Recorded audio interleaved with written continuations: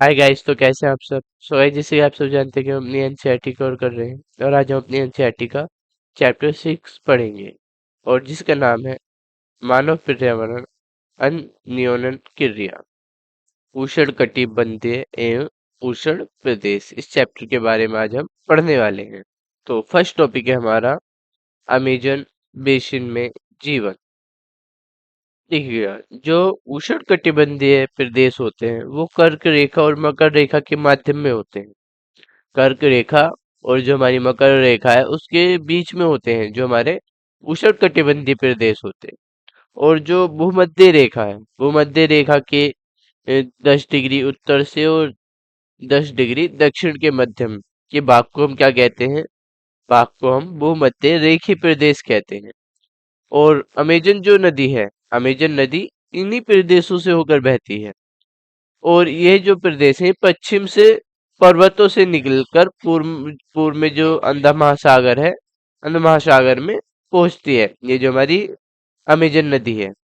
और जिस स्थान पर कोई नदी किसी अन्य जो जल राशि है उसमें मिलती है तो उसे नदी का मुहाना कहते हैं।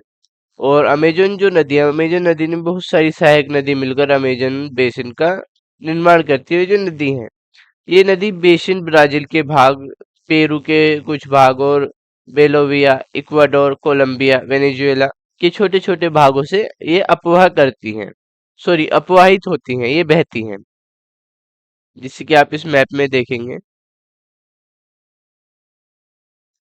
ये जो हमारी अमेजन नदी है, ये जो हमारी अमेजन नदी है, अमेजन नदी बहुत सारी जो सहायक नदियों से मिलकर बनती है। और ये जो अमेजन नदी पश्चिम में जो पर्वत प्रदेश है, यहाँ पर जो पर्वत प्रदेश है, यहाँ से पर्वतों से निकलकर अपनी सहायक नदी के सहायता से यहाँ पर अमेजन बेसिन बनाती है। और फिर ये पूर्व में जो अंध महासागर है उसमें गिर जाती है। अब जब अमेजन नदी जो है, अमेजन नदी की जब खोज हुई थी तो जब स्पेन के जो अन्वेषकों ने इसकी नदी की खोज की थी तो तब सिर पर सुरक्षा कवच, हेडगियर एवं घास के सर पहने हुए कुछ जो स्थानीय आदिवासी थे उन्होंने इन पर आक्रमण कर दिया था। और इन आक्रमणकारियों ने उन्हें प्राचीन जो रोम साम्राज्य के अमेजन्स नामक महिला योद्धा के आक्रमण समूह की याद दिला दी। तो इसी प्रकार ये जो नदी थी, इस नदी का नाम अमेजन पड़ा। क्या पड़ा? अमेजन। तो आगे पढ़ते हैं। अब सहायक नदी क्या होती है? सहायक नदी जो होती है वो छोटी छोटी नदियां होती हैं। ये जो छोटी छोटी नदियां होती है जो मुख्य नदियां हैं, मुख्य नदियां में मिलती हैं। और मुख्य नदी अपनी सहायक नदियों के साथ जिस क्षेत्र के पानी को बहाकर ले जाती है वह उस बेसिन अथवा जल संग्रहण क्षेत्र कहा जाता है। और अमेजन जो बेसिन है वो विश्व का सबसे बड़ा नदी बेसिन है। विश्व का सबसे बड़ा जो नदी बेसिन है वो अमेजन नदी बेसिन है। तो आगे पढ़ते हैं। नेक्स्ट टॉपिक है हमारा जलवायु। देखिए, जो अमेजन बेसिन है, अमेजन बेसिन जो भूमध्य रेखा के आसपास फैला हुआ है, जिसके आपने मैप में भी देख, जो अमेजन बेसिन था वो भूमध्य रेखा के आसपास फैला हुआ था। भूमध्य रेखा के आसपास फैले होने की वजह से पूरे वर्ष यहाँ पर गर्म एवं नम जलवायु चलती है। और यहाँ पर जो मौसम है वो दिन और रात दोनों टाइम एक समान रहता है। दोनों ही समय गर्म एवं आर्द्रता रहती है। और यहाँ पर जो शरीर में चिपचिपाहट भी महसूस होती है क्योंकि जो मौसम है वो समान रूप से गर्म और आर्द्र रहता है। और इस प्रदेश में लगभग प्रतिदिन वर्षा होती है, रोजाना यहाँ पर वर्षा होती है। और वहाँ वहाँ भी बिना किसी पूर्व चेतावनी के दिन का तापमान उच्च एवं आर्द्रता एवं अति उच्च होता रहता है। और रात के समय जो तापमान होता है वो कम हो जाता है, लेकिन जो आर्द्रता होती है वो कम नहीं होती है। तो नेक्स्ट टॉपिक है हमारा वर्षावन।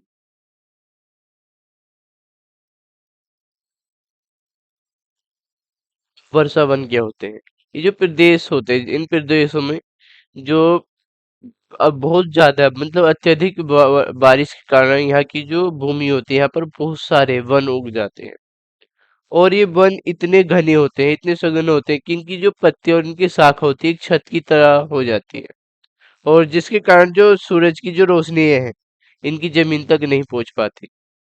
जो वर्षावन में जो जमीन होती है, धरातल होता है, उस तक जो सूर्य का जो प्रकाश है वहां तक नहीं पहुंच पाता, और यहाँ की जो भूमि होती है वो प्रकाश रहित एवं नम बनी रहती है। और यहाँ केवल वही वनस्पति पनप सकती है जिसमें छाया में बढ़ने की क्षमता हो। और पराजीवी पौधे के रूप में यहाँ आर्किड ब्रेमेलाइट पैदा होते हैं। और जो अमेजन वर्षावन है, जिसके कि आप यहाँ पर देख रहे हैं, अमेजन जो वर्षावन है वो विश्व का सबसे बड़े वर्षावन होते हैं। जो अमेजन वर्षावन है वो विश्व का सबसे बड़ा वर्षावन है। तो आगे पढ़ते हैं। ब्रोमेलाइट जो होता है, ब्रोमेलाइट एक विशेष प्रकार का पौधा होता है। तो वो एक विशेष प्रकार का पौधा होता है जो कि जल जो होता है, जल को अपने अंदर संचित रखता है। अब मेंढक जैसे जो प्राणी होते हैं, मेंढक जो होते हैं, ये प्राणी इन जल के जो पॉकेट होते हैं जहाँ ये अपना जल को संचित इकट्ठा कर कर रखता है, इन पॉकेट का उपयोग ये अंडे देने के लिए करते हैं। और जो वर्षावन होते हैं, वर्षावन में प्राणी जात की प्रचुरता होती है। यहाँ पर टूकन टूकन जो पक्षी, जैसे कि आप यहाँ पर देखेंगे, टूकन पक्षी, गुंजन पक्षी, रंगीन पक्षी एवं मकाओ एवं भोजन के लिए बड़ी चोंच वाले विभिन्न पक्षी जो भारत में पाए जाने वाले सामान्य जो पक्षी होते हैं उनसे भिन्न होते हैं।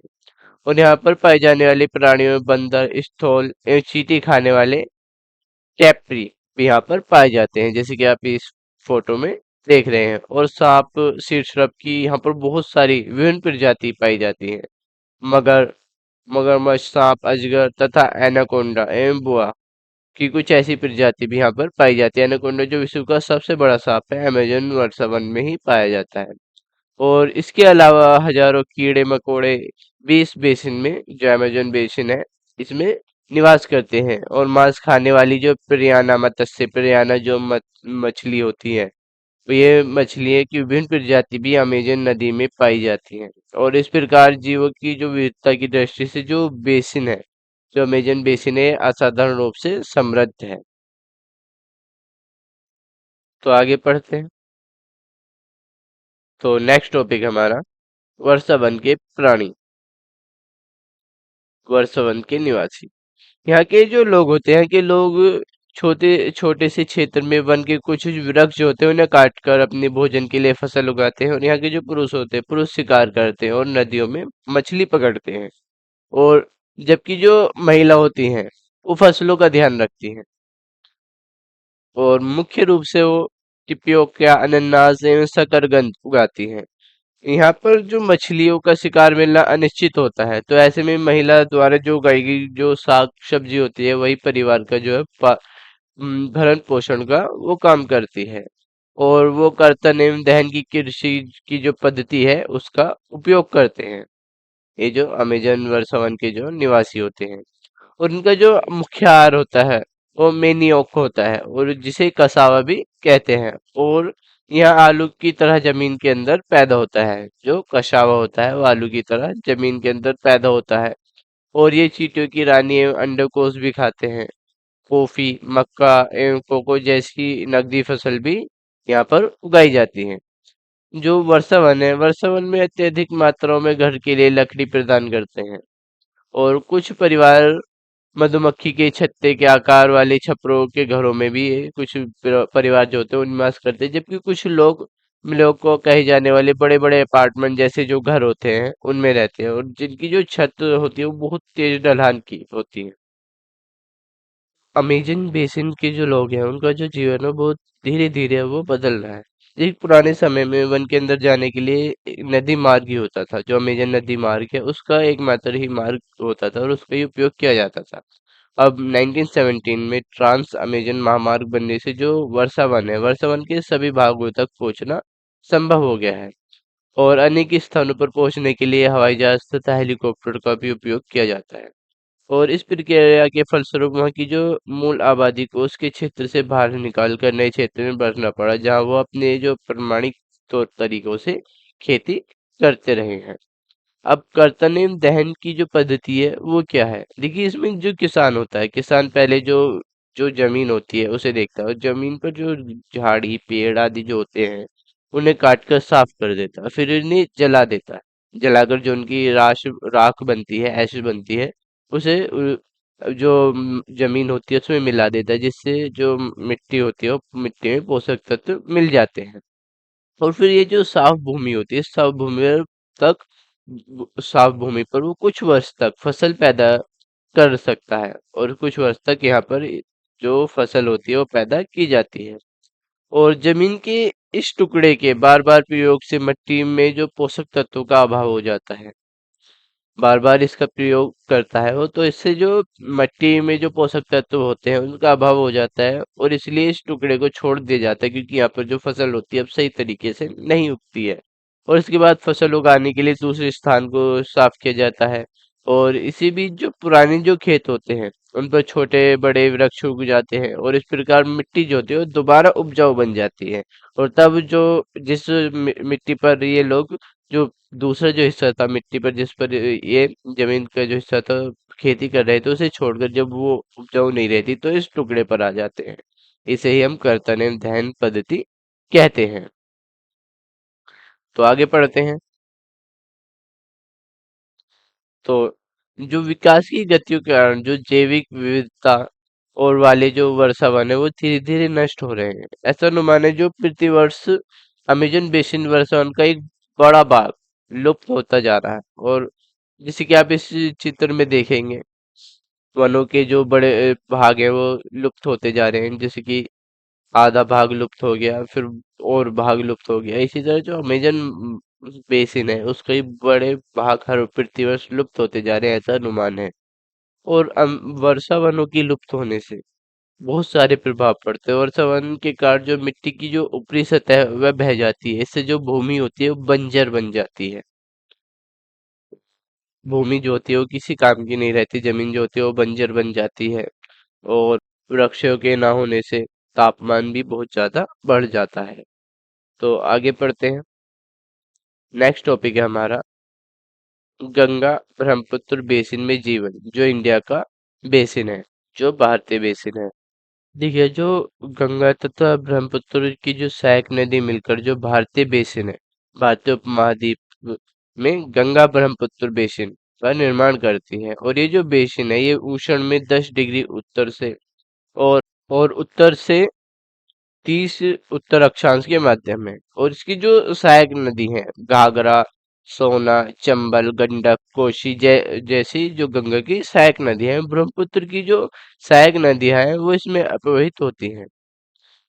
और इस जो बेसिन है, जो गंगा एवं ब्रह्मपुत्र बेसिन है, उसके गंगा एवं ब्रह्मपुत्र के मैदान, पर्वत, हिमालय के गिरिपात तथा सुंदर वन डेल्टा इस बेसिन की विशेषताएं हैं।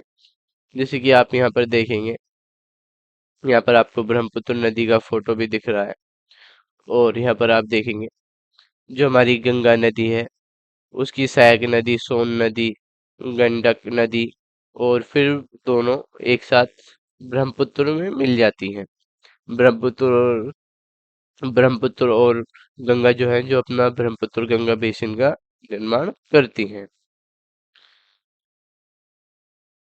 तो मैदानी क्षेत्र में बहुत सारी जो चाप झील है वो पाई जाती है। और यहाँ की जो जलवायु है, यहाँ की जलवायु मानसूनी रहती है। और मानसून में मध्य जून से मध्य सितंबर के बीच वर्षा होती है। और ग्रीष्म ऋतु में यहाँ पर गर्मी और शीत ऋतु में ठंड यहाँ पर पाई जाती है। और बेसिन क्षेत्र में विभिन्न प्रकार की स्थलकृत या जनसंख्या के वितरण में पर्यावरण की जो प्रमुख भूमिका होती है। और तीव्र ढलान वाले जो पर्वतीय क्षेत्र बसाने के लिए प्रतिकूल हैं। और गंगा ब्रह्मपुत्र क्षेत्र के जो पर्वतीय क्षेत्र हैं उनमें कम लोग निवास करते हैं। और मानव प्रवास के लिए जो मैदानी क्षेत्र है वो सबसे उपयुक्त है। यहाँ की जनसंख्या घनत्व अधिक है, और यहाँ की जो मिट्टी है वो उपजाऊ है। जिन स्थलों पर फसल उगाने के लिए जो समतल भूमि उपलब्ध है, वहाँ के लोग मुख्य व्यवसाय वहाँ के लोगों का कृषि होता है। और धान की फसल भी यहाँ पर मुख्य फसल मानी जाती है, क्योंकि धान की खेती के लिए बहुत जल की आवश्यकता होती है, पर्याप्त जल की आवश्यकता होती है। और यह उसी क्षेत्र में उगाया जाता है जहाँ पर अधिक वर्षा होती है। और यहाँ उगाई जाने वाली जो अन्य भी फसल हैं, जैसे गेहूं, मक्का, ज्वार, चना, बाजरा, गन्ना एवं जूट जैसी जो नगदी फसलें हैं वो भी यहाँ पर उगाई जाती हैं। और मैदानी क्षेत्रों में केले के बागान भी देखे जाते हैं।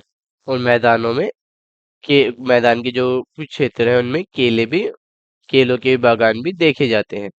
और पश्चिम बंगाल एवं असम में चाय के बागान भी मिलते हैं। बिहार एवं असम के कुछ भागों में जो सिल्क के कीड़ों का संवर्धन कर सिल्क का भी उत्पादन किया जाता है। और मध्य ढलान एवं पर्वतीय पहाड़ियों पर वेदिकाएं में फसलें उगाई जाती हैं।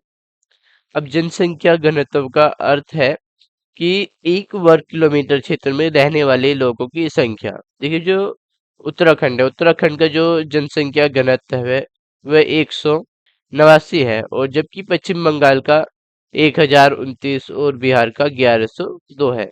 जनसंख्या घनत्व की उस क्षेत्र में रहने वाले लोग एक वर्ग किलोमीटर में रहने वाले लोगों को घनत्व, जिसके उत्तराखंड में 189 रह रहे हैं, और उसी एक वर्ग किलोमीटर में एक वर्ग किलोमीटर का जो क्षेत्र है, यहाँ से एक वर्ग किलोमीटर का जो क्षेत्र है उसमें 1102 लोग रह रहे हैं बिहार में, और पश्चिम बंगाल में 1029 लोग रहते हैं।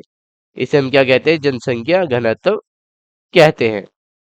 तो आगे पढ़ते हैं।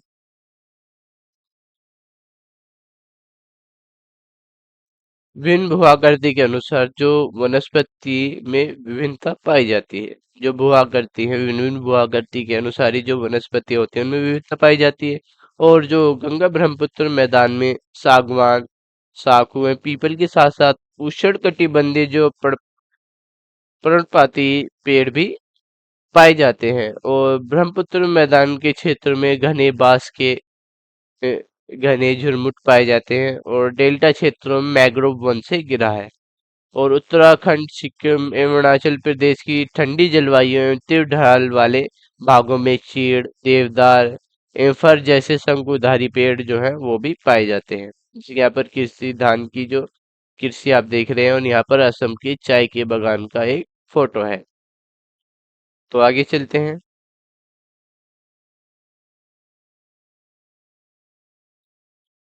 बेसिन में विविध प्रकार के जो वन्य जीव हैं वो पाए जाते हैं, और इनमें हाथी, बाघ, हिरण, बंदर जो है वो सामान्य रूप से पाए जाने वाले सींग जो जीव हैं। और एक सींग वाला जो गैंडा है वो ब्रह्मपुत्र मैदान में पाया जाता है। ब्रह्मपुत्र के जो मैदाने हैं उसमें पाया जाता है। और डेल्टा क्षेत्र में टाइगर एवं मगर भी पाए जाते हैं, जैसे कि यहाँ पर आप देखेंगे जो कि एक सींग वाला गैंडा है वो ब्रह्मपुत्र के जो मैदान है उनमें पाया जाता है। और मगर और टाइगर जो है, बंगाली टाइगर, वो भी पाए जाते हैं। और नदी के जो साफ जल, झील एवं बंगाल की खाड़ी में प्रचुर मात्रा में जो जलीय जीव हैं वो पाए जाते हैं। नदी के और साफ जल और झील के जो साफ जल के कारण रोहू, कताला एवं हिल्सा मछली जो है यहाँ की सबसे लोकप्रिय प्रजाति है। मछली चावल इस क्षेत्र के रहने वाले जो लोग हैं उनका मुख्य आहार है। अब जो वेदिकाएं हैं, वेदिकाई कृषि वेदिकाई कृषि का जो निर्माण है वो खड़ी ढलान वाले स्थानों पर किया जाता है। जो वेदिकाएं का जो निर्माण है, जो खड़ी ढलान जो पर्वतीय क्षेत्र होते हैं वहां पर वेदिका कृषि जो है, उसका उपयोग किया जाता है। वेदिकाओं का निर्माण जो खड़ी ढलान पर समतल सतह बनाकर कृषि करने के लिए होता है। जैसे कि आप यहाँ पर देखें, जो ये खड़ी ढलान है यहाँ पर छोटी छोटी स्टेप में सीढ़ी की तरह समतल जगह बना देते हैं, और इसमें कृषि की जाती है। और ढलान को इसलिए हटाया जाता है कि जल का जो प्रवाह है वो तीव्रता से ना हो। जो जैसे कि यहाँ पर आप देखेंगे, ये ढलान वाली पहाड़ी है। अब इसे स्टेप वाइज स्टेप ऐसे करिए तो जो वाटर तेजी से ना आएगा, जो जल है वो का प्रभाव तीव्रता सा ना होकर धीरे से होगा। तो इसी वजह से वेदिका खेती भी की जाती है। गंगा नदी की जो अलवण जल में एक प्रकार की जो डॉल्फिन डॉल्फिन की जो प्रजाति है पाई जाती है। जो अलवण जल है जो गंगा एवं ब्रह्मपुत्र का, जिसमें जो डॉल्फिन है उसे स्थानीय भाषा में शुष्क मतलब अंधी डॉल्फिन कहा जाता है।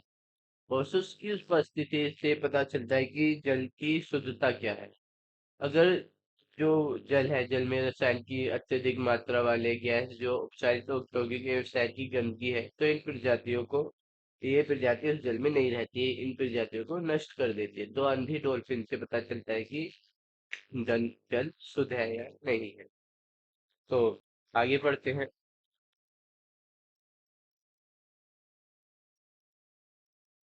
तो नेक्स्ट है झील जीविका का साधन। झील जीविका का साधन। एक विनोद नाम का मछुआरा था गांव जो उसका गांव था बिहार का मतवाली मोहन गांव, उसमें रहता था।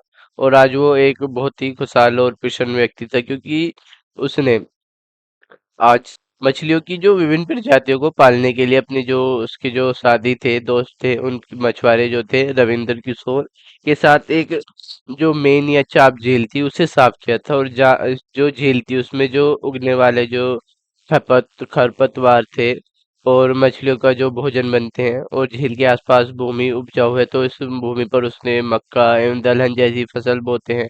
और खेतों की जुताई के लिए भैंसों का उपयोग किया जाता है, और वो लोग बहुत संतुष्ट हैं।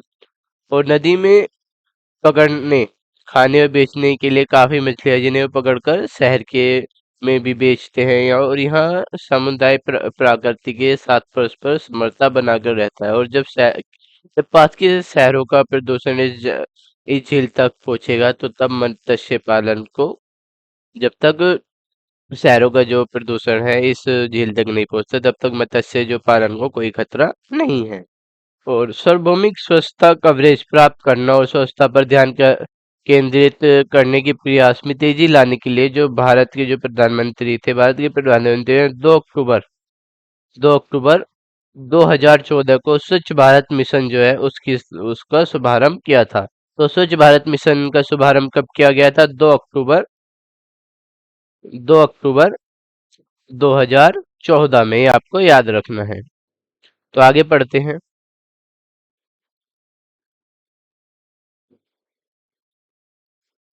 देखिए जो गंगा एवं ब्रह्मपुत्र है, गंगा ब्रह्मपुत्र के मैदानों में कई जो बड़े शहर और कस्बे स्थित हैं। और जैसे कि इलाहाबाद, कानपुर, वाराणसी, लखनऊ, पटना एवं कोलकाता जैसे जिस शहरों में 10 लाख से अधिक की आबादी वाले शहर इस जो गंगा शहर जो है वो गंगा नदी के तट पर स्थित है।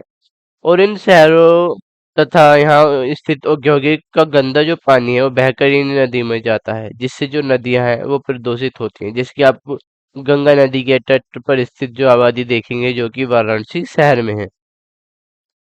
और बेसिन में यातायात का सुविकसित तंत्र जो है वो उपस्थित है। और यहाँ की गंगा जो ब्रह्मपुत्र बेसिन में यातायात के 4 मार्ग सुविकसित है। मैदानी इलाके के लोग जो है सड़क मार्ग, रेल मार्ग के द्वारा एक स्थान से दूसरे स्थान पर जाते हैं। और नदी के तटीय क्षेत्रों में जल मार्ग यातायात का एक प्रभावशाली माध्यम है। कोलकाता के हुगली नदी पर स्थित एक महत्वपूर्ण पतन भी है। और मैदानी क्षेत्र में कई बड़े हवाई अड्डे भी हैं। और गंगा नदी के संरक्षण के लिए नामी गंगे कार्यक्रम भी शुरू किया गया है। तो ये आपको याद रखना है। तो आगे बढ़ते हैं। जो पर्यटन है, पर्यटन इस बेसिन की महत्वपूर्ण क्रिया है। आगरा में नदी के किनारे स्थित ताजमहल, और इलाहाबाद में गंगा एवं यमुना नदी का संगम, उत्तर प्रदेश बिहार में बौद्ध स्तूप, लखनऊ का इमामबाड़ा, असम का काजीरंगा एवं मानस प्राणी अभ्यावन, तथा अरुणाचल प्रदेश की विशिष्ट जनजातीय संस्कृति जैसे कई दर्शनीय स्थल भी हैं, जो कि पर्यटन को इस बेसिन का महत्वपूर्ण क्रिया बनाती है। सो गाइज यहाँ पर जो हमारा चैप्टर वो कंप्लीट हुआ है। आई होप कि आपको वीडियो अच्छा लगा होगा। अगर आपको वीडियो अच्छी लगी है तो लाइक जरूर करें, और साथ ही अपने दोस्तों को शेयर करें। अगर आप हमारे चैनल पर पहली बार आए हैं तो चैनल को सब्सक्राइब करें, और साथ ही बेल आइकन को प्रेस करें। तो मिलते हैं अपने नए वीडियो में। तो तब तक के लिए बाय बाय, टेक केयर।